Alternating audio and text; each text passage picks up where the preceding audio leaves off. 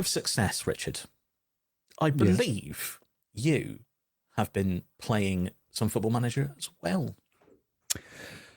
You are correct, Steak. That is a correct statement. I'm trying to remember off the top of my head the last time we did a bit of a save update from myself. Mm-hmm. I think I'd finished my first proper season in charge. And yes, I think that's about right. Yeah, I think that's the debt. Yes, there was some debt, just a smidgen of debt. We'd finished the first proper season in charge. And bearing in mind, season 1, we took over midway through, 2/3 of the way through, finished 13th, kept them up, everyone's happy. Season 2, first proper season in charge, we shipped out some of the higher earners that weren't really that good. The transfer policy for me, Steaky, at Everton, has always been, to quote one of my favourite bands, my friend's band, Hey You Guys, their song Keston Villa's Investment Club, Steaky. Buy cheap, don't tell the wife. You make more if you buy cheap. Don't tell the wife. The wife bit not really relevant, but it's a fun part of the chorus. That has been my philosophy throughout. Buy cheap and where possible, sell high. So, like season 2, we took advantage of a lot of the clubs that had been relegated the season before. So we managed to bring in the likes of your favourite player in the universe, Eli Junior Karupi, after Bournemouth got relegated. Alex Scott from the same club after they went down, and then the rest of the budget really went on promising young players from around the world, and then again did our best to try and just shift on more of the higher earners. We were getting about 20%, I think, Steaky, of the overall. If we sold a player for £10 million, we got £2 million into the transfer budget. So regardless of the money we were being given each season, and we were being given respectable amounts, 40 to 50 million pounds, which isn't terrible. Not bad for a club so heavily in debt. Exactly. Buy youth players from around the world, develop them, sell the older lads on, or the lads that aren't getting much game time, for as much money as possible. So, season 2, first proper full season at the club, we finished 7th, which was pretty incredible. Tiana Barry just turned into a bit of a goal-scoring machine, I have to say. So we managed to finish 7th, which was quite incredible. I saw it as a free hit. We weren't going to win anything, but we probably weren't going to get relegated. So just do what we can do, see how things go. But a 7th place finish, probably better than we deserved. But at the end of the day, you finish where you finish. It is what it is. We finished in 7th, thanks to the European coefficients and winners of other European competitions. I got a notification on the final day of the season that I had qualified for the Europa Conference League, Steaky. Excellent. I was quite excited about the Europa Conference League because at that point I thought this is a team that would arguably, despite how poor they'd been in the league over the last couple of seasons, this would be one of the better teams in the Europa Conference by an absolute mile. So I'm starting to plan for Europa Conference League campaign. However, due to results going the way of English clubs in the Europa League and also the Champions League, I got a little boost, didn't I, Steaky? That Europa Conference League place very quickly became a Europa League place, which, nice. On the one hand, great, higher profile competition, more money, more revenue. We like money, we like revenue. Very, very nice for a club that are hundreds of billions of pounds in debt. However, and this is the big however, the objective of my save stake is to try and win a league title and a European title with each of the clubs that I'm managing from the Chorus to Rotterdam. I would have probably bet my house on the fact that I would have won the Europa Conference League that season because the teams in it were not very good, and I would have been I probably would have been one of the favourites, and I think we would have had the potential to do quite well. The Europa League, on the other hand, I won it with Feyenoord, and I know it's not always the easiest of competitions to win. It can be a little bit of a tricky fish. Based on that, I thought I need to bring in some reinforcements. So again, we used our standard transfer policy: buy cheap, buy youth, buy decent European youngsters that we can just move in and rotate into the first team and eventually take over from the elder statesmen at the club. Like, for example, we bought a really promising left wing back called Edoardo Durante. He was going to replace Mikolenko in the long run. Makes sense. Sensible, yeah. So I think, for the majority of the transfer window, Durante was the most expensive signing I made that summer, £9.5 million. Aaron Anselmino from Chelsea, he was transfer listed £8 million, solid defender, decent. He's going to do a job for you. And again, the rest of them were pretty much all new gens, for not very much money. Seni Mayulu from PSG came in on a free as well, which is always exciting because, again, bringing the free transfers. I love that policy of yours, Steaky. Bringing them in on a free, sell them 18 months later, make some profit. That's the move, and that's what you have to keep doing. All at the same time, shipping out the higher earners at the club, players like, I was about to say the nickname he's got in my save, but Ansu Fati, or as D politely refers to him, Fati Anus. Off he went to Middlesbrough. We shipped out Dwight McNeil to the likes of Norwich because he was getting old and grumpy. Like, we were just trying to keep it fresh. Youngsters, blood them, hopefully become competitive a few years down the line. I did have a big old chunk of change left over at the end of all of this, though, and I thought to myself, is there anything that I could spend about £26 million on that would wildly improve my team? And I was looking at formation, looking at the system we were playing. Again, like you say, Steaky, we're playing the diamond. I've got the two full-backs higher up, so they're like wing backs on paper. Mm-hmm. So then I've got defensive midfielder, two central mids, attacking midfielder, two strikers. One of those central midfield spots was looking a little bit lacking, and I thought, I need somebody creative. I need somebody who might have an eye for goal. Mm-hmm. I've got about £26 million to spend. It's not what could crazy I do? Amounts. It's not a decent amount. You could pick up a decent footballer for about £26 million. Fortunately for me, Steaky, I'd spent the last 18 months unsettling a player called Luka Toplovic at Feyenoord. just kept making bids for him. I didn't have the money for him, and then he was really sad that he couldn't leave to join me because he's my son, my beautiful 6'2" son. They accepted a bid of £26 million for him, Steaky. So Luka Toplovic joined Everton. It's not one of the main objectives of the save, but it's a side quest.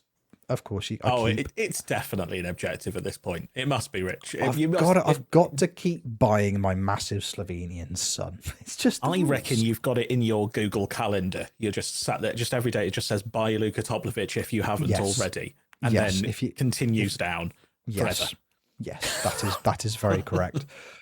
Luka comes in. We signed absolutely wonderful central midfielder, with arguably, for my money, where's my wee squad here? A Danish midfielder called Gao Sheng. Doesn't sound particularly Danish, but again, on paper, one of the best new gens I've ever seen. £12 million release clause. He had from Bromby, and I was like, yes, please, come on in. So brand new midfield, feeling good about life, feeling whatever happens in Europe happens. The biggie for me that season was Europe. That was the main focus, because I'm thinking, you know what, Europa League, let's give it a go. Let's see how we get on. And shockingly enough, Steaky, our Europa League group stage, was quite kind in terms of the teams that we were playing. We had the likes of Karabag, Punic, Malmo, for example.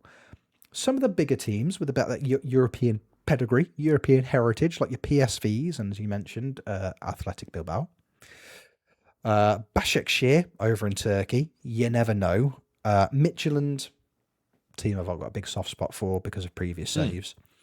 And then, the final game of the group stage, your favourites, you've mentioned them previously, some European football, Inter Milan. Blue Neri, apparently. Now, looking at that draw, I'm thinking, there is the potential here for us to make it through. I think there's easily a top 24 finish in there. Maybe we push for top 8. Who knows? Hard to say. We played 8. We won 7 and drew 1, Steaky, which was massive. Absolutely incredible. Absolutely incredible. We drew of all those things, drew to Malmo. We beat everybody else. Wow, played. Yeah, we beat Inter 2-1 at the San Siro. I was absolutely made up. So we finished top of the group, absolutely stomped it. In my mind, Steak, I'm thinking this feels very, very much like my Europa Cup run with Feyenoord. This feels very, very similar because it's what we did. We topped the group stage, beat the big teams that we got drawn against. We were never scrapping. We were always the better team in all of these games. And I'm thinking, you know what? There is a chance. Now, as we all know, most people listening to this podcast have probably managed in the Premier League at some point on Football Manager. Fixture congestion can become a little bit of a bugger as the season goes on, depending on how many competitions you remain in throughout that time. At this point, obviously after this group stage ends, I'm still in the FA Cup. For example, I've already had to play teams like Chelsea in the FA Cup, knock them out. Got through, beat them 4-0 at home. Wow. Chelsea are quite good in this save as well. So we've beaten Chelsea in the FA Cup. We then had to go and win 1-0 away at Stockport in extra time, mid-run, but it's because I was just playing the reserves. Reserves for the cup games and the non-important games. First team, trying to juggle fitness where possible. We drew Rapid Vienna in the round of 16. Okay. And I beat them 10-3 on aggregate. Absolutely stepped on them. You could have given me 100 guesses of that. I'd have never said 10-3. No, wild. Absolutely wild. We just embarrassed them. We looked outstandingly good. We then beat Liverpool in the FA Cup quarterfinals as well. So we are cruising in the cup competitions. The league, we're doing okay. At this point, we're floating between 4th and about 8th in the league because it was very, very tight at the top. So you drop a point here, pick up a point here. It kind of, you always in and around that kind of area. I then get Panathinaikos in the quarterfinals. And I'm thinking, you know what? I reckon I can probably beat Panathinaikos. And I did. Now, considering we've just beat Rapid Vienna 10-3 on aggregate, this one finished 2-0 on aggregate. Just 2 really, really scrappy 1-0 wins. I'm like, oh no, this doesn't bode well at all. I don't like it, Steak. I don't like it. That was a worry. And then I'm staring down the barrel of, again, at this point, the league form is still strong. I'm at the point where I've got an FA Cup semi-final against City. And so not ideal. But this is a City who, at this point, Steaky, have sold the likes of Erling Haaland, one of the biggest goal threats in world football. He's gone to PSG for £1 billion a second.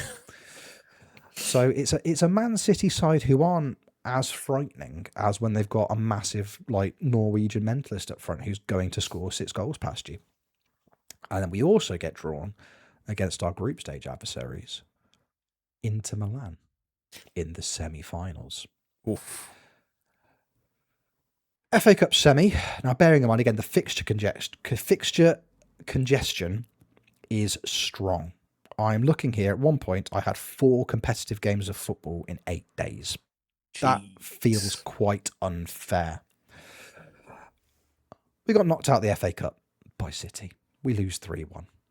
Yeah. It is what it is. You know, not the end of the world. My main focus at this point is Europa League. Europa League is the biggie. If I can tick off European competition this early into this section of my save, all I have to do, air quotes for the audio listeners, is win the Premier League. First leg of the Europa League semis, we're at home. Everton have to come to us. Nothing happens in the first half, barely a highlight. Second half, Inter get a corner. So we get a corner. Inter clear it. Lautaro Martinez is practically unmarked just past the halfway line. Gets fired up to him. He makes his way through. He just beats the man who's back. It wasn't even a centre back. That it just beats the defensive mid that's back, tracking back, doing his very best. Slots it in. We're 1-0 down. Not much then happens. I think to myself, we really need something here. I know, because we've gone to the San Siro and we've won already. We need something. So I start to make the changes. I start to make some substitutions. I go all tactical, strategical. I bring on your friend and mine, Mark Gui. He comes on, who, again, for me, Steaky, he's been one of my starting strikers for the majority of the time at Everton. Brought him in on a free from Chelsea, got released. Him and Tierno Barry, and then him and Eli Junior Karubi were my front two. And have been for pretty much the entirety of the save.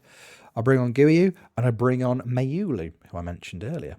We get to the 90th minute. It is still 1-0. Oh, God. In the 91st minute, Guiu breaks the defensive line, taps in, it's 1-1. Yes! I'm quite excited. 30 seconds later, there is another highlight. Well, it's a highlight from kickoff into start attacking from kickoff. They go out wide. They are instantly dispossessed by Patterson, who brings it inside to Mayulu, who does a bit of tap dancing, edge of the area, slots it into the bottom corner. We're 2-1 up. I'm feeling quite good. 2 goals in a minute.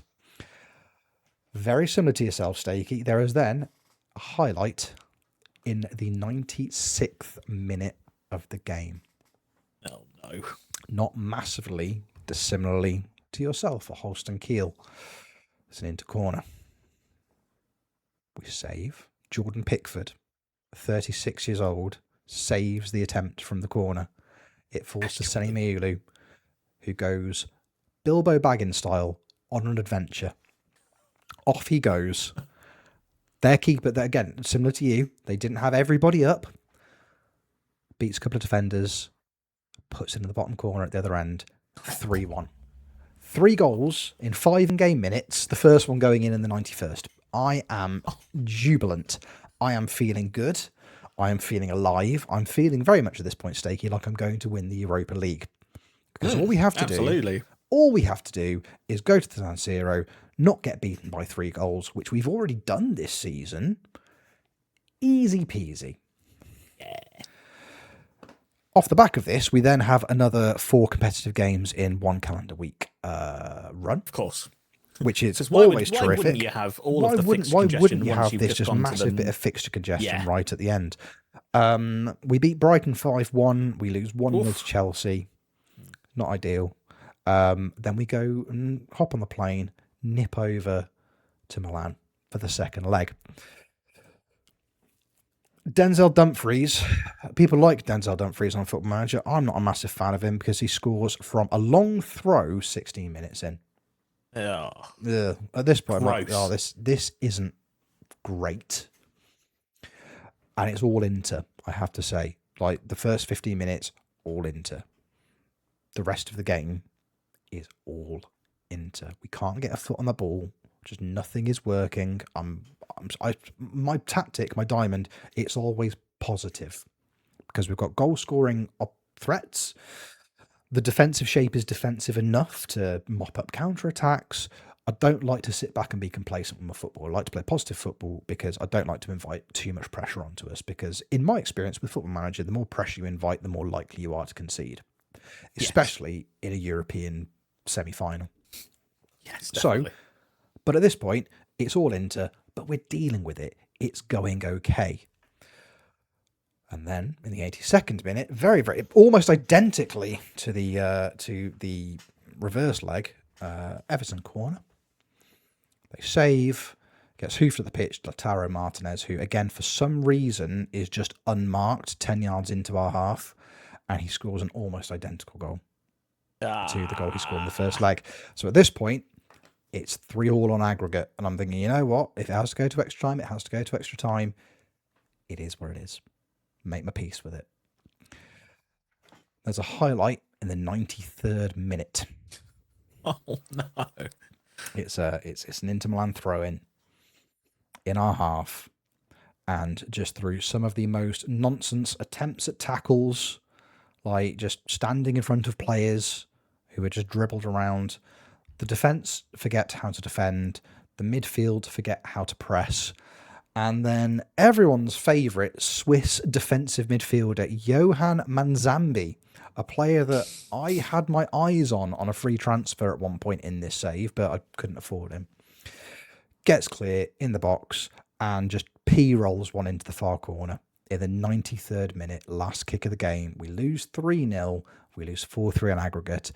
The Europa League dream is over. Bum sandwich. That's pretty much what I said, Steaky. That is pretty much exactly what I said.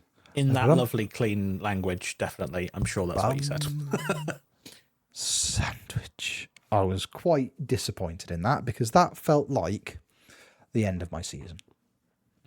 We still had 3 league games to go, and we drew at Leicester, we beat Leeds, and we beat Derby. That meant we finished 4th in the Premier League. Really good finish in the Prem. Yeah, it didn't feel like a 4th place finish. I think because of the disappointment of the Europa League, it just didn't quite feel real almost at that point. But looking back at my results from that season, obviously there was that 1-0 loss to Chelsea, which we mentioned. That was on the 6th of May. Prior to that 1-0 loss to Chelsea, Steak, and going back through, we hadn't lost in the league since the 18th of January. Wow. That had just been kind of ticking along in the background as almost like the league, bizarrely enough, didn't seem to matter. In my head, I was going to get European football. There was no way I wasn't going to finish in a European competition. But thanks to our run-in, we ended up finishing 4th. And it was all in all, I'm looking back at the league table now, we finished on 70 points. We finished 9 points behind Liverpool, who won the league. New manager bounce, Steaky, that's what I'm putting it down to, Liverpool. Simone Inzaghi came in and won the league, because that wouldn't happen to Liverpool in real life. Sack a manager, bring in somebody new, wins the league first time of asking. That'd be ridiculous. Absolutely ridiculous. Definitely. Especially if they struggled a little bit in their second season. That'd be weird, wouldn't it? Yeah, wouldn't it be absolutely bizarre? So we finished top 4.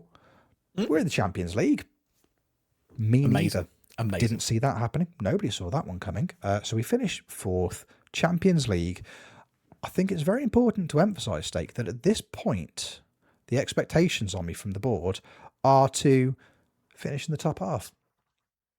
Top half Premier League finish, maybe a little cup run here or there, if at all possible, but nothing outrageous. Nothing outrageous.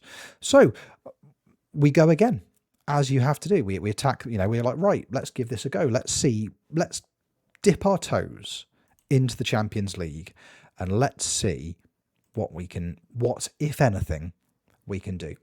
And again, the transfer policy remains... Oh, go on, sorry. I was just going to say, and at this point, is it still Tiano Barry up front? Yes. Mark Gouy? At this point, yeah. It's Barry, Gouy, Junior Karupi, and another lad I brought in, whose name is Jan Lorenzo Lozano, because I can't say Lozano, so I always read it as Lorenzo, so that's his nickname now. Excellent. At this point, we decided, so at the start of this season that we've just finished, because like yourself, Steaky, I finished my most recent season about half an hour before we started recording this podcast. I decided it was time to cash in on Tiano Barry, because he was after a new contract. He wanted obscene wages. He had a year left on his deal. He wanted to stay, but he wanted too much. Yeah. He got sold to Saudi Arabia for £20 million, which is 29 years old, I want to say. Yeah, last year of contract. Sense. Might as well cash in. Other players like Oliver Skipp, who had signed... Oliver Skipp was already there when I arrived. Similar story, 30 years old, last year of his contract, £16 million to Bournemouth. Aaron Anselmino was the one that really shocked me, because he only arrived the year before, and he'd been my starting centre-back, him and a lad called Isaac Hine. They were my starting centre-backs together. Anselmino wanted to leave. I was like, oh, okay. Don't really want you to, but if you're desperate to. West Ham came in, £50 million. I'm like, yep, it's profit. It's more money in the bank. Isaac Hine wanted to go. He went to Nottingham Forest again because he was 32 last year of his deal. Still had the physicals. The technicals are very good. He's a very good centre-back, Steaky, but again, he wanted to leave. Year left. No harm, no foul. I had managed to bring in, somehow, Ousmane Diomande on a free from Sporting. That was very exciting. We got that one done the season before. So he came in. That's my new starting centre-back. I've got young centre-backs. We're gonna rotate the centre-backs until we find the right pairing with him. That was the plan for the season. So that's what we do again. We sell high and we buy low. We found a player, Matthew Young, a young goalkeeper who was at Sunderland because obviously Jordan Pickford had retired. So we needed a new number one goalkeeper. Keeping with Everton tradition. Buy a young goalkeeper from Sunderland, keep him forever, and repeat the process until football doesn't exist anymore. That's what they did with Jordan Pickford. That's what we did for Matthew Young. We found a really exciting French goalkeeper called Restes, who turned me down, Steaky, for Middlesbrough. I think that gives a little marker of where your team is at this point in the save, considering you're finishing fourth. Yes. And some players are going, I'd rather play for Middlesbrough, mate. I reckon newly promoted Middlesbrough is the safer bet. And I was like, mate, you're going to be my number one goalkeeper. He was like, nah, mate, I'll try over there. I was quite taken aback by it on stream. If I was with you, Steaky. There's a clip of me just shouting Middlesbrough over and over again, and I stand by it. I think it was valid. So we replaced the goalkeeper. We found a 6'4" Argentinian striker called Guido Lima, who was kicking about at River Plate. He came in to replace Tierno Barry. We tried for Chido Obi, the young Manchester United striker, who in this save, the season before I left, I arranged a pre-contract signing with Feyenoord. So he was kicking about in the Netherlands, not playing huge amounts of football. Tried to bring him in. AC Milan stole him from under my nose at the last second. So we went for a giant Argentinian new gen instead. And big man, Kevlar proof. Large boy, see what happens. And that was the policy. That was buy low, sell high. That's what we did. We had replaced where we needed to replace. Youngsters were coming through, older players leaving. I thought, again, let's just see what happens. The main priority this season is probably going to be, again, the Champions League. Now, the Champions League itself, our draw, again, wasn't awful, Steaky. It wasn't terrible. We had the likes of Lyon, Galatasaray, Barcelona. Very excitingly for me, Steak, Feyenoord. Excellent. That was lovely. Lille, Real Madrid, and then finally to wrap things up, late January, Ajax and Panathinaikos. Now I know from first-hand experience I can beat Ajax because I did it a lot at Feyenoord, so that was less of a worry. Real Madrid and Barcelona, oh dear. But again, I reckon we can probably, if it comes down to it, I reckon we can probably make something happen. I think there is the potential for something good to come of this. I think we've got the capacity to maybe go on and win it. Well, I must say, in the group stages, Lyon beat them 2-0. Comfortable. Excellent. Easy peasy. Galatasaray, a nice little 1-0 win away from home. Set piece. Lovely stuff. Barcelona had to come to the Hill Dickinson, and they weren't ready, Steak, because we beat Barcelona 4-2. So, oh my God. 4-2. At the full-time whistle, I said repeatedly, and I quote, I think we're going to win the Champions League. This is easy. Feyenoord made the away journey back to the Netherlands, and Feyenoord got pumped 4-0. That's like outstanding work. Nice. Lille beat them 5-2 at home. Real Madrid, a 3-1 loss. Quite disappointing. Okay. But again, they got their goals. You know, it's Arda Güler, it's Valverde, and it's Endrick. Like, they were probably going to do quite well. Yeah. Battered Ajax 4-0, and we battered Panathinaikos 6-1. We finished top of the Champions League group stage. Again, wow. History is starting to repeat itself. At the same time, Steaky, during this run, we had only lost, bear in mind, at this point, we're in late January, early Feb. We have only lost twice in the Premier League. Ooh. We are going into January, we're top of the Premier League stake. Wow. Yes. It's become a bit of a shootout, if I'm honest with you, for the Premier League title each season, because we were talking about this a little bit pre-record, but there are no world-class strikers in the Premier League in my save. Haaland has gone.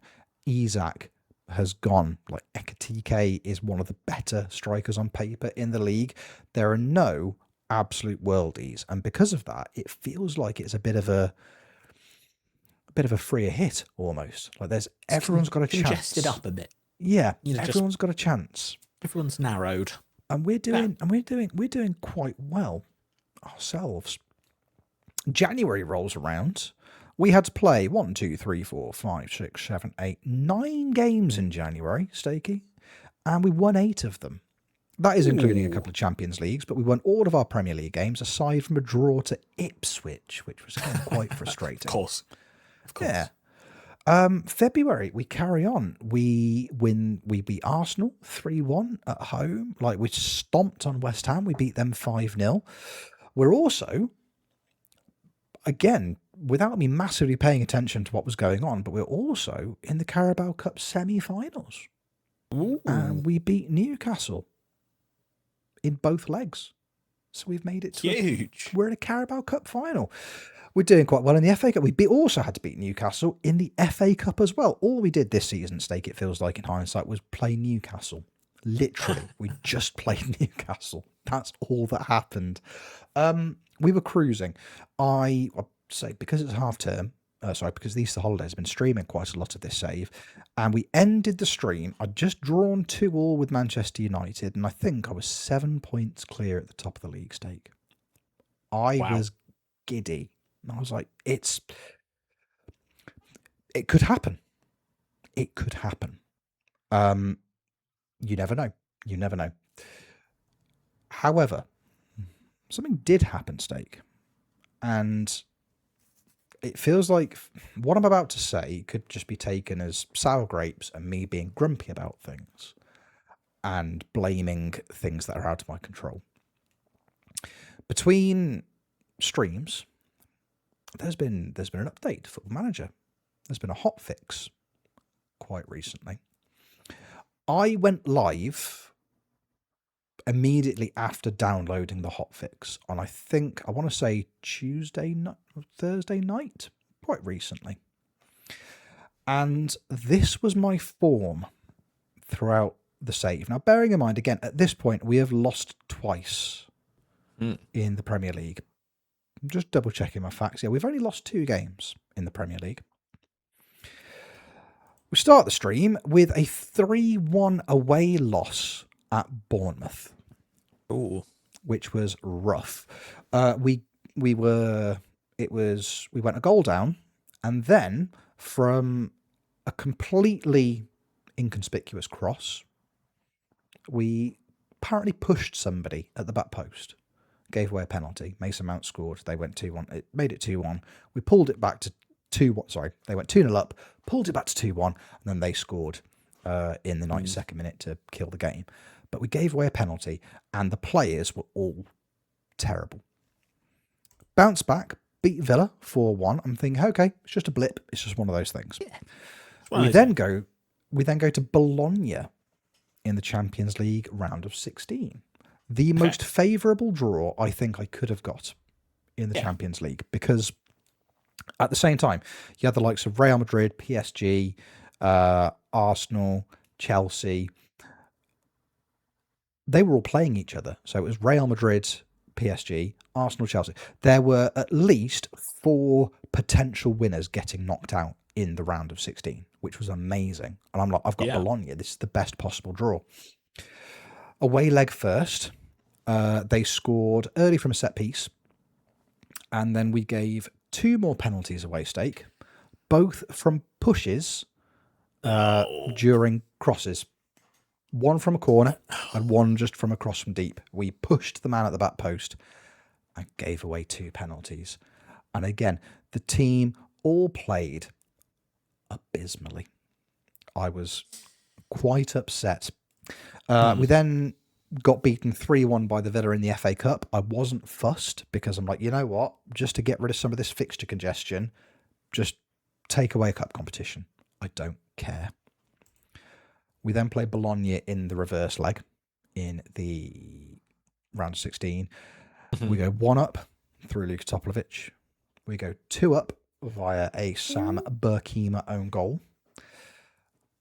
And then we just stop. Everyone just stopped attacking. I think after the second goal went in, I think we registered 1 more shot in the remaining 35 minutes of the game. Everybody was terrible.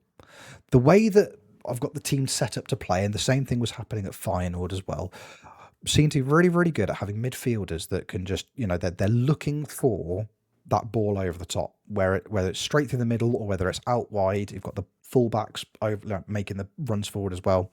There's always somebody running forwards for them to try and pick out. That's essentially what my midfield 2 are there to do. Move the ball around, either out wide or create the goal scoring opportunities. Everybody was just standing still. Nothing was happening. The way that we were playing and had played consistently and had got us to this point over the previous 2.5 years at the club now, everyone had just stopped doing it. And I didn't understand why. We then had a Carabao Cup final to play against West Ham. I haven't won a trophy at this point, Steak, for 3 seasons. Which sounds, oh no, woe is me. No silverware for 3 years. What shall I do? Genuinely, I thought it would be nice to win something. And again, a Carabao Cup final against West Ham, who we have tap danced over in the league. At this point, I want to say twice.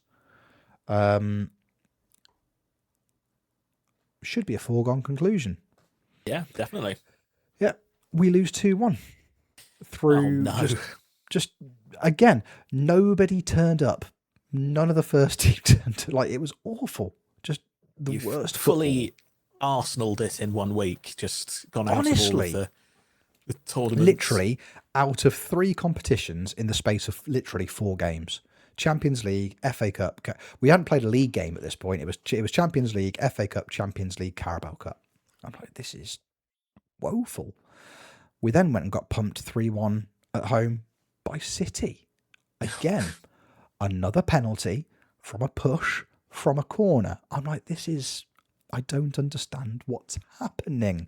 As this is going on, fortunately, Chelsea, who were second in the league, were also not playing brilliantly. Okay. However, Spurs, Steaky, Spurs had just hit form. I don't know how Spurs do it on Football Manager, but Spurs are phenomenally good in my save. I don't know how or why. They suddenly started creeping up on Chelsea in second.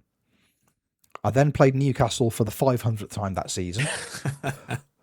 Beat them 4-2. And I'm thinking, okay, again, we played well. Again, the ball movement was good. The players were making the runs again. I'm thinking, okay, again, maybe it's just fatigue. I don't know. Maybe it's just we played so many fixtures.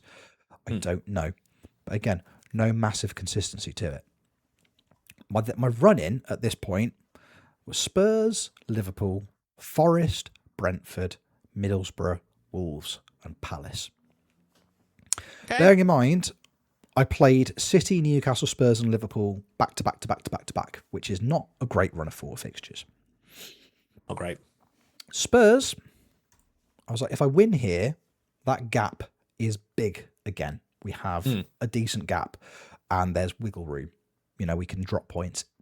In a worst case scenario, if we start to drop points, I think at this point, I was 2 points clear of them. Oh, no, yeah, I was 2 or 3. No, so 4 points clear of Spurs. Sorry, I should say at this point. 16 minutes in, Spurs crossed from deep. One of their players allegedly got pushed in the box, and we gave away, I think, the 6th penalty of the stream. I hadn't given away 6 penalties cumulatively in the previous 2.5 seasons at Everton. It just didn't make any sense.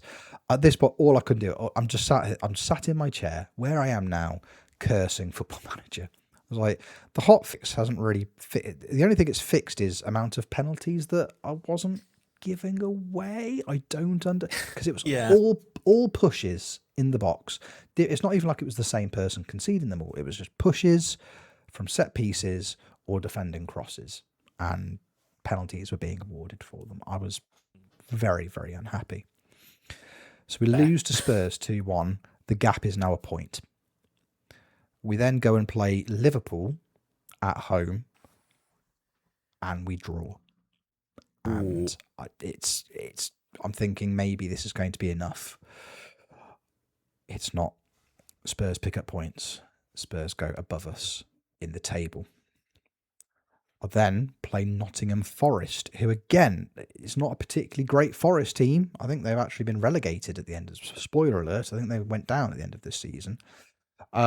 We have to battle to the most stressful 4-3 win I've ever experienced in my life. Luka Toplivic at this point has suddenly entered the golden boot race, because at this stage he's on about 18 goals for the season from centre mid, and I'm like, I love you. The rest of you, be more like Luka Toplivic, please. Just be more like Luka. He is dragging us through this season. We had to really scrape for everything in that game. We win 4-3. I then go to Brentford. Again, in my head, I'm like, just keep matching Spurs results. Keep matching Spurs results. We lose 2-0 away at Brentford. Again, in a game where we just didn't create anything. Everybody was truly terrible. We lose 2-0. No penalties given away, but we lose 2-0. I was quite upset at this stage in the proceedings, because again, this doesn't sound like a great stream. No, this is all one stream, right? One of the worst ones. Look, if we look at it purely from a content creating perspective, Steaky, it was lovely because, yes, I've lost a cup final, sure, but at the same time, and everyone's giving you a bit of that's what you want from friends and from chat when you're streaming. That's all fine. But by the end of it, I think everyone was just feeling sorry for me. I think that was the biggest part of it. I think everyone just I always find if you're watching a streamer who, has a little bit of misluck and then the chat go, hey, and it's all like, sometimes that happens on FM. That's part of the fun of the game. We go again, and then we'll go and win something, and then we can all celebrate together. And then sometimes you just watch tragedy unfold, and it eventually becomes, can I give you a hug, please? Because this is not fun anymore. It's such a mood hoover. Honestly, it's an absolute killer. So at this point, I've got 3 games left to play. I've got Middlesbrough, Wolves, and Palace. Spurs are a point ahead of me. Okay. I need them to drop points. That's the only way we can win the league, is if they drop points. We go to Middlesbrough. Now, at this point, Spurs are playing City. I'm thinking, if they're going to do it, it's going to happen now. It's now. Yeah. We go to Middlesbrough, and to our credit, we attacked. Goodness, how we attacked. 17 shots, 8 on target, 2.2 XG. We gave it our all. Restes, the man that wouldn't sign for me, played a 7-8, which in goalkeeping terms, FM, is a 9-3. It finished 0-0, and it felt like a massive, massive opportunity wasted. Spurs lost 3-1. So suddenly, we are level on points at the top of the table. Spurs have a slightly better goal difference than us. But we are level on top of the table on 73 points each. Sorry, 74 points each. Let's be accurate when we're telling the stories. We then have to go away to Molineux and try and beat Wolves. First half, nothing happens. Again, we're not looking good, but we're not looking terrible. But nothing happens. Second half, nothing happens in the first half of the second half. We get to around the 68th minute. Wolves have a corner. Oh, no. It's comparatively well defended. It's headed out to the edge of the area to one of their defensive midfielders who just tries to head it back into the mixer. Big looping header, which is going to fall around 3 yards out, exactly where my goalkeeper, Matty Young, is stood. Matty Young, in fairness, is being marked by a centre-back. All Matt Young has to do is just lift up his arms, Steak. He just has to lift up his arms and catch the ball. He's not going to get out jumped. He just has to lift his arms, catch the ball, bring it to his chest. What happens is Matt Young decides to go, huh, and drops to his knees as the ball comes towards him, and the defender heads into an empty net. Oh, God. I was quite unhappy, Steak. D, who bless him was in my chat at this point, I think he said, "Oh, give it a rest, Football Manager." I was like, please. I'm so unhappy with what's happened. It was honestly, Steak, I was beside myself. It just wasn't working. Nothing was working. Again, switched up the front line. We brought on Guiyu, who had been rested for this one because he just hadn't been performing. He came off the bench and scored immediately from kickoff. Let's go. Oh, hang on just a second. You never know. And again, I throw everybody forward. I'm using the classic Clates PvP, 3 strikers, long balls, high tempo, no time wasting. The midfield are just obsolete at this point because it's just get it up to the strikers. Yeah. We've got 6'4". All the buttons have been clicked. Exactly. You know, we've got our big 6'4" Argentinian on the pitch. We've got Guiyu on the pitch. Like, we're throwing everything we've possibly got at them. Nothing's happening. Nothing happens. Like, nothing. One of those very frustrating. And I'll say, in defense to FM26, because one of the things I've always said is it feels more responsive in terms of when you make the bigger changes in your tactics. I feel like it's reflected more in the highlights and the gameplay. Nothing was happening. Like, it's one of the rare occasions I can say when I've made wholesale massive attacking changes and bupkis in terms of what's happening on screen. So yeah, nothing happens. Until the 92nd minute, where Guiyu is played through over the top, rifles it into the far corner with 2-1 up in the 92nd minute.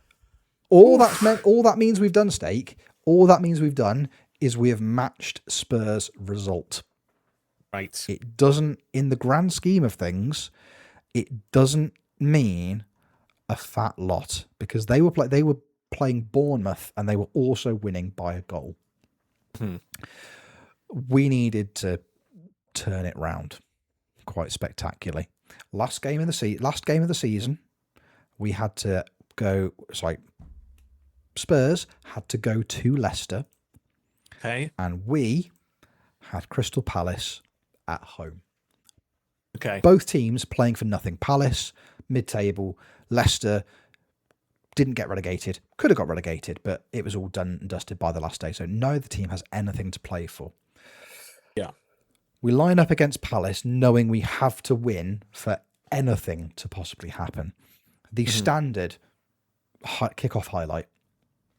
And, in my experience, the kickoff highlights sent, 2 strikers, take the kickoff, move it back to a midfielder, and my midfielders always try and hook it out to one of the fullbacks on either side.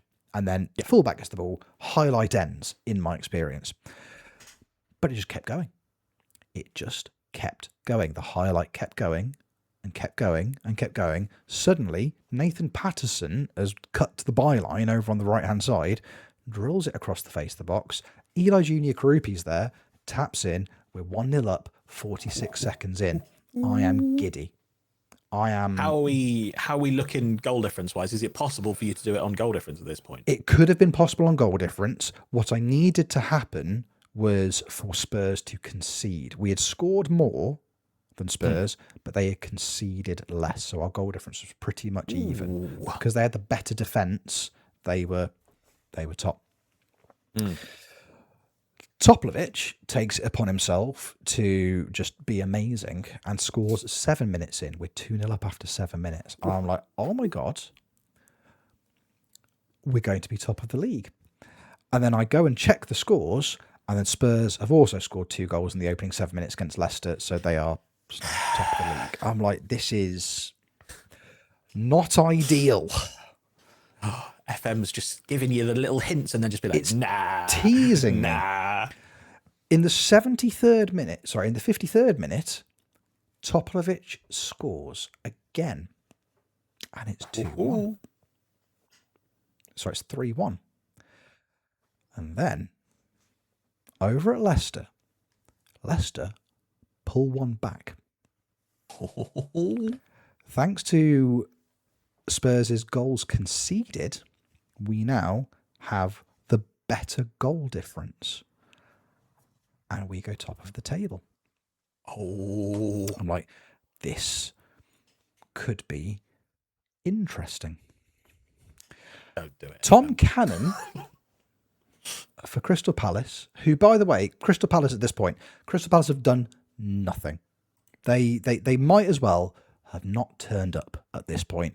They just happened to be in the northwest of England on a Saturday afternoon, and they'd all bought their boots, so they thought, should we have a kick around at the Hill Dickinson? They were just 11 bodies on a pitch. They weren't doing anything. They then had the audacity to play Tom Cannon in over the top, who then had a little run down the pitch and made it 3-1. I was like, it kept me top, but I was like, we need another just to make it safe, because you never know what's going to happen at Leicester with Spurs. You never know what's going to happen. 72nd minute, we get a corner. Now, I've worked on my set pieces this season, especially. I've kind of got it working. I go near post. I get the biggest lads possible attacking the near post, somebody on the keeper, and then I get an extra body and I bring them short, because that drags another player out of the area. And I never go short, but I always bring somebody short, so they have to mark them. We've normally got something like Diamande, our giant Argentine. There's somebody 6'4" or above to attack these headers. Some fathead. Get it on his big old Swede. So ball breaks from the corner. They get up and they defend it quite well. They head it out of the 18-yard box to the edge of the semicircle. Now, this is where, in the Wolves game, one of their defensive mids just nodded it back in, and then our goalkeeper fell over, did something, and we ended up conceding. Something that maybe we can recycle this week and make it work. Luka Toplovic is chasing the ball down. He's running out of the area. Obviously, he's got his back to goal, and he's just charging away from the goal towards the edge of the area, just watching the ball, and it drops over his shoulder, and he turns and he volleys from 22 yards, practically with his back to goal, and sticks it in the far left corner. It is the greatest goal I have seen on Football Manager 26, and I left this chair. My soul left this chair. My body left this chair. There was some quite excitable limbs at that point, Steak. And then we just waited. We just waited, and we waited, and we waited. I have never stared at a 2-1 scoreline in a fixture that isn't mine so intently.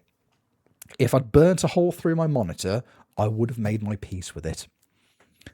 But I'll tell you what happened, Steak. Nothing happened in that fixture. Everton, in the year 2032, Premier League champions. It's Yes. Yeah. Like That's I said, crazy. it's 2032. Like you've not what 3 years? 3.5 years I've been at the club. 3.5 years. And they were That's relegation mental. candidates. And now in absurd amounts of debt. in an absolutely you say that, Steaky. I'm going to look at my finances now. We're only in £687 million worth of debt now, thank you very much. Because we've made a staggering £151 million this month. If we could do that every month, we're going to be absolutely fine. Just need to work. You could win the Premier League every single month. Can I just win? Fine. Yeah, just win the Premier League every month, and everything will be absolutely golden.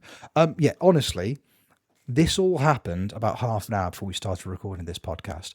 I've had those final 3 games have been at the back of my mind since I ended the stream the other night, and I just haven't been able to stop thinking about it. And I want it because we knew we were going to do a little save update tonight. I wanted to get it done before that happened, and I'm so glad I did, because I can't think, well, I can, of how miserable I think I would have been had it not happened, because to have been on the cusp of so many different competitions over the last couple of years, it's like to have thrown away a Europa League semi, to have thrown away a Carabao Cup final, to have been so poor in arguably our best chance at the Champions League, I think we're probably going to get for a little while, and then to bottle the league on top of that. To Spurs. To Spurs of all teams. Like, there's only so much a man can take, you know. So I'm genuinely glad it's worked out the way that it has. Flip side of that coin, I'd have been, again, as I often am when it comes to these kind of saves, I would have been sad to leave Everton, because I really like what we've put together here. But I don't have to. This isn't a nice thing for me in one of these saves. Like, it happened last year in What's the Story Form Glory. Normally, when I won a league title, that was it. Cheerio. See you soon. And I've won a league title and haven't had to resign. So this is cool. This is nice. Just get to bask in the glow for a little bit, because winning the Premier League, like, there's certain leagues on this game which are really hard to win. And I think the Premier League is one of them, because you have 4 or 5, sometimes even 6 teams competing against you for these titles. And even when the league congests, they're still really good and hard to beat. Like you say, City weren't the City that they normally were, but then they beat you 3-1 because they're City. They can do that.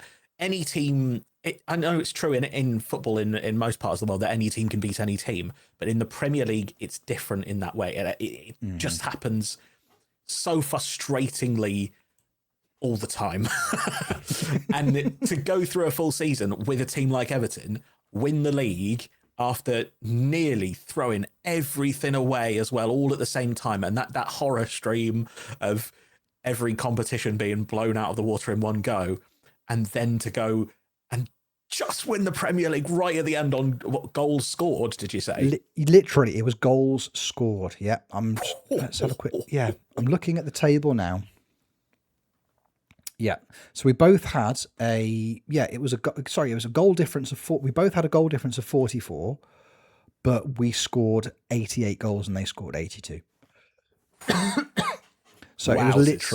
It was literally Luka Toplovic's volley that won it for us. Again, it's on my Twitch, because it was clipped, because people are wonderful and I appreciate it when people do. But if you want to go and have a little look at arguably the best goal, I can't think of many better I've seen on FM 2026. Especially when you throw the significance into it. Like, especially when you take into consideration like it's unbelievably good. Unbelievably good. To the point where I'm like, Luka Toplovic was the hero. He also, by the way, finished 5 or maybe 6 goals clear in the Golden Boot race. People mocked me for signing him over and over and over again. Who's laughing now? I'm almost tempted, out of principle, to also go to Leicester and sign the player that scored their goal. Just like, come play for us for a bit. Have some cash. Go on, treat yourselves. On me. Come Buy play in the yourself something Champions nice. League with us next season. Exactly. So yeah, honestly, absolutely bonkers. I've been thinking about it so much, and Steaky, you strike me as somebody who's probably quite similar to me in the sense that you've thrown yourself into Holstien Kiel so much. When I'm not playing, I'm thinking about it. It's there. It's very much in the back of my mind. And part of me was thinking, do I actually want to win the Premier League this early on with Everton? Do I actually want to do? Yes, I do. Yes, I very much do. Yes, that would be amazing.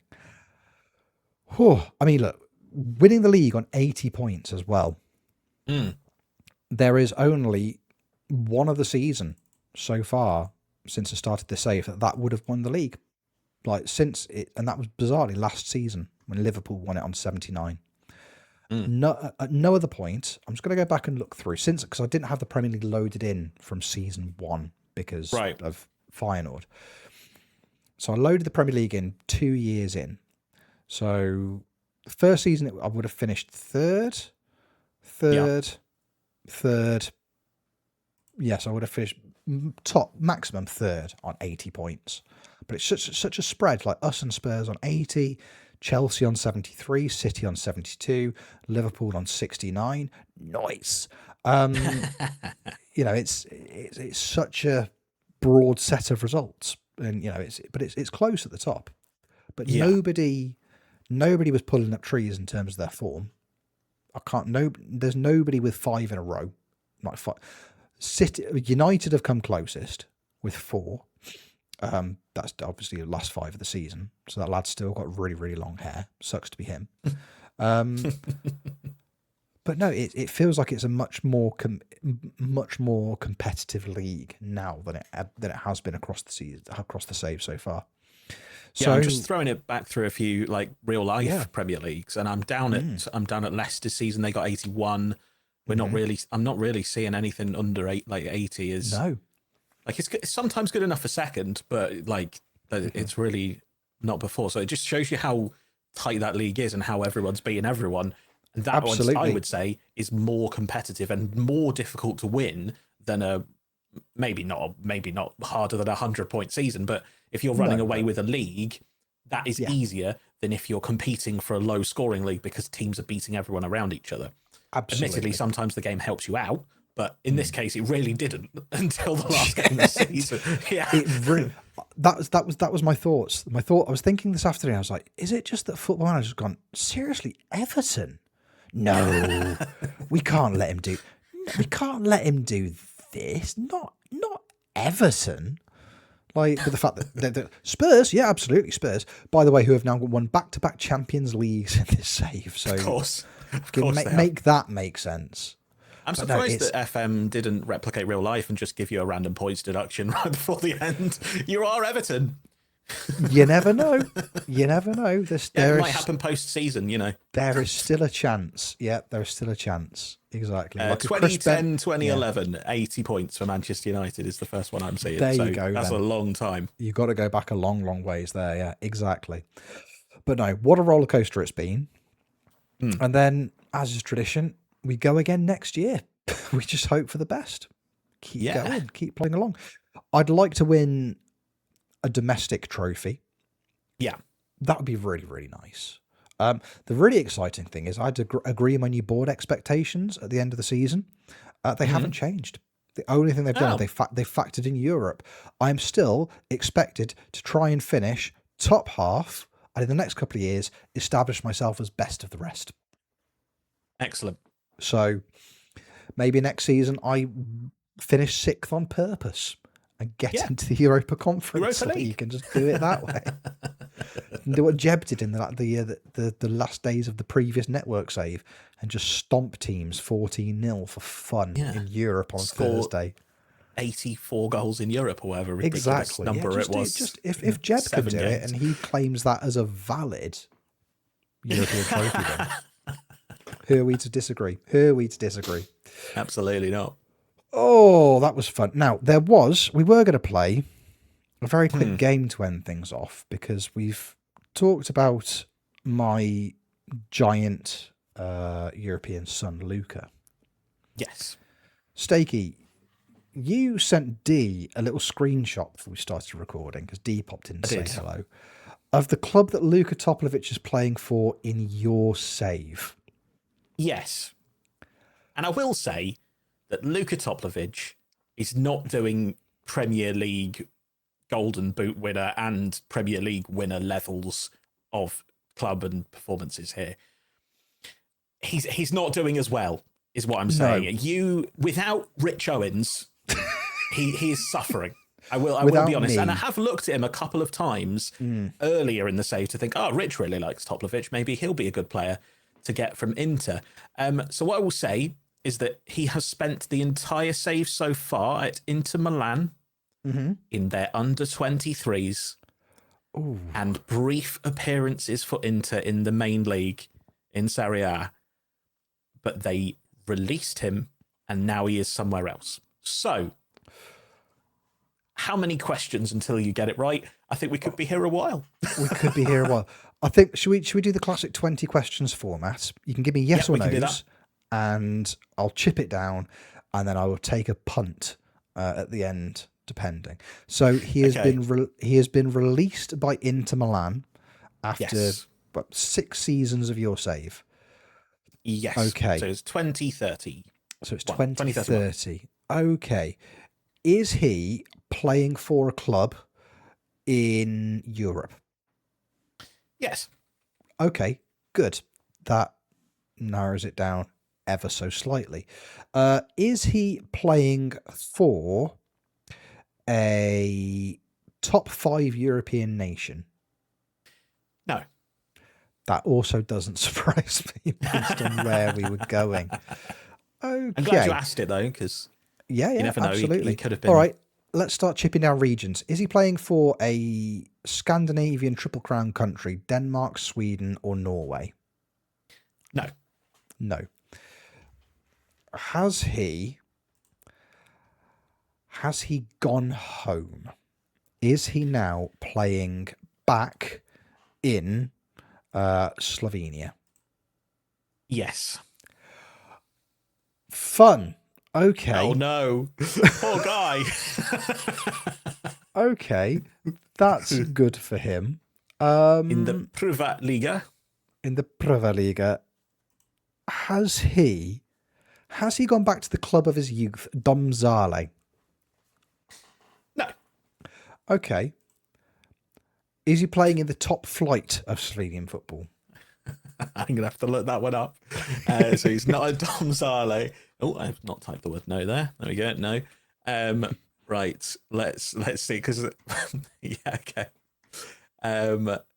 Privat Liga clubs.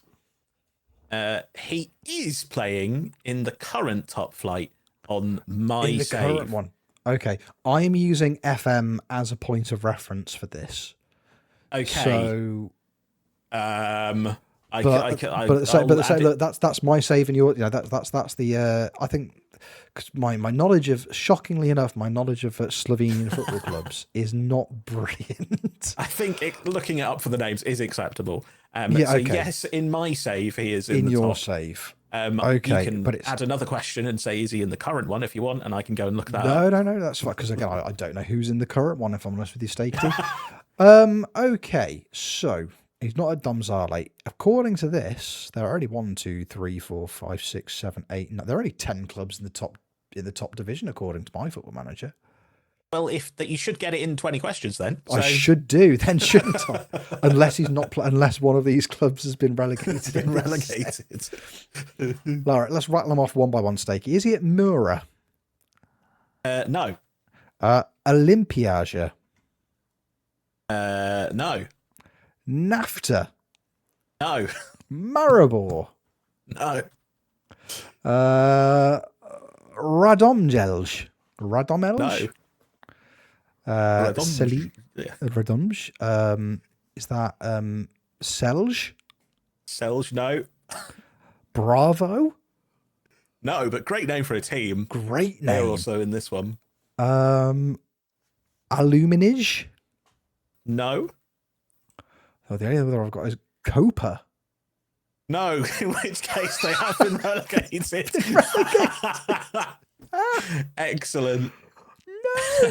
Oh, goodness. I will tell you that I believe they are in the current real life. Yes, they are currently in the real life top division of the Premier League. Having looked it up now. I'm looking at. They're not doing fantastically. They're not pulling up trees. Okay. Oh Christ, there's 16 clubs in the second league, so I'm definitely not getting it. Is it Triglav? No. Oh, again, I'm just. They are in the top division on mine. Oh, are they? Primorje? Yes, it's Primorje Ajdovshkina. Everybody's favourite team. Yes, that brother. Is where, unfortunately, the beautiful man of Luka Toplovic has ended up, rather tragically so. He has played 10 games this season, scored 1 goal, and got to 6.47 in their league season as well. So, son. Son. That is horrible. Horrible bit of business for him. He is one of those, and I maintain this, one of those players, because in my save, he has played pretty much, he's played minimum 30 games a season since the start of the save. And I'm looking at him now, and in terms of his attributes, he's not got a single mental attribute. His lowest mental attribute is 11 across the board. His physicals are all 14s and 15s, apart from his strength, which is a 13. And then technically, 16 technique, 15 passing, 15 long shots, 15 first touch, and then crossing, dribbling, finishing. Everything else is 12s and 13s, apart from tackling. He can't tackle. But apart from that, he's phenomenally good. He's valued at £70 million. He's 26 years old. He looks great. And I think he's just one of those. He needs the minutes. And because of he's unless you're me, you're not going to go looking for him, are you? But I only went looking for him because you had him. So because you've signed him so many times, I'm like, he must be good, surely. And I've seen this. Just to humour me, Steaky, outside of, can you send me the screenshot that you sent to D, just so I can see? I can indeed. Just so I can see. I imagine this is worse than he looks at the start of the game. Because again, at the start, he's got potential for days. Yeah, but so if he spent 6 years not playing football, and not only is it he's not been playing football, he's not been playing like men's football. So he's been at the under 23s in the Serie C, and he's on an amateur contract in Slovenia. Luka. To the point where he is worth nothing and he's not being paid. Like it's that kind of level, and he has maintained his 15 long shots rating, which is good. Well, that's something.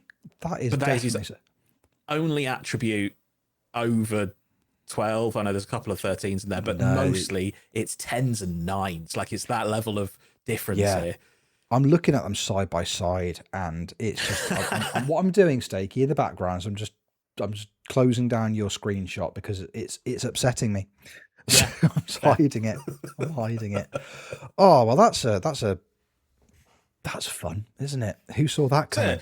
It's a sad way to get to the end of the podcast when we've had such an amazing time of winning leagues together. Yeah, we've had such a lovely time talking about football management. It's been lovely stuff. It feels very much like the end of a podcast to me. I've looked at how long we've been going for tonight, Steaky, and this is definitely, I'm going to edit this down to a 2-parter. So that'll be fun. We don't normally do that. No. Tuesday, and then I reckon Thursday. Break it up a little bit. It'd be good. Awesome sauce. Good time. But that feels very much like a podcast. Steaky, can I just say how lovely it's been to have a catch up and a chat with you tonight? I've really been lovely to be here, man. Lovely to talk to you. And Jeb briefly, and Dan, but briefly before pod as well. Exactly. Jeb was here. D was here pre-record as well. It's been grand. Before we go, Steaky, if people want to find you doing things on the internet, not necessarily streaming, but I think you should, where can they find you online, Stakels? I will say let's go for twitch.tv/the_steak_bake. That's probably your best chance. But to be fair, the best chance is on yourself's channel, Dan's channel, Callum's channel, or Jeb's channel when we do either Network or Pokemon.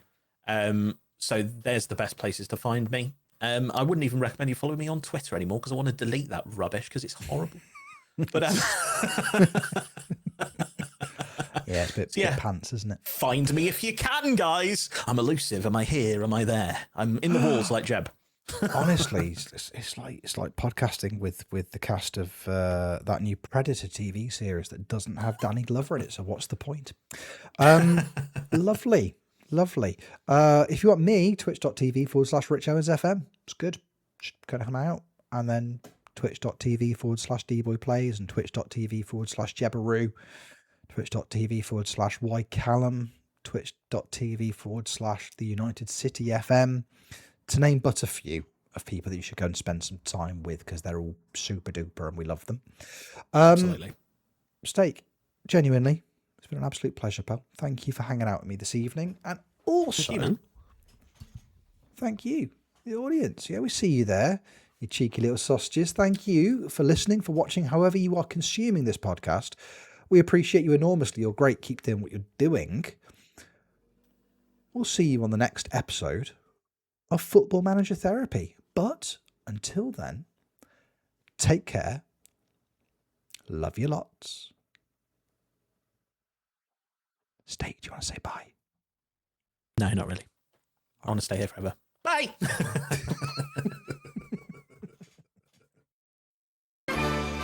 Hey everybody, it's me, Cupby. I can't do it. I'm sorry. I tried for a little while. Hey, you know Cupburger. It's a mutual aid fund created by us for us to take care of our needs. Folks have been applying for grants, getting paid out. Folks have been donating, giving us money every month. We're so grateful. This has been really cool work, and we've met a lot of need already. However, there are some projects that we've been wanting to address that are above our monthly cap allowance. So we've created special projects, and we're launching special projects. If you have a need that is more than our monthly allowance, get in touch. Admins will get in touch with you. We can help you set up a GoFundMe, and Cupburger will be paying out up to 50%. So these are just burgers that look like, anyway, don't get distracted. Up to 50% of our income every month will be paid out to special projects who we have partnered with until those projects' needs are met. Meaning, you may see new chat commands in chat that tell you to go direct to a GoFundMe if you want to give someone money. That's because they're a Cupburger partner, and Cupburger is working with them to fulfill their crowdsourcing needs. Special projects, now a part of Cupburger. Give money. Apply. Cupburger. Have a great day. Bye.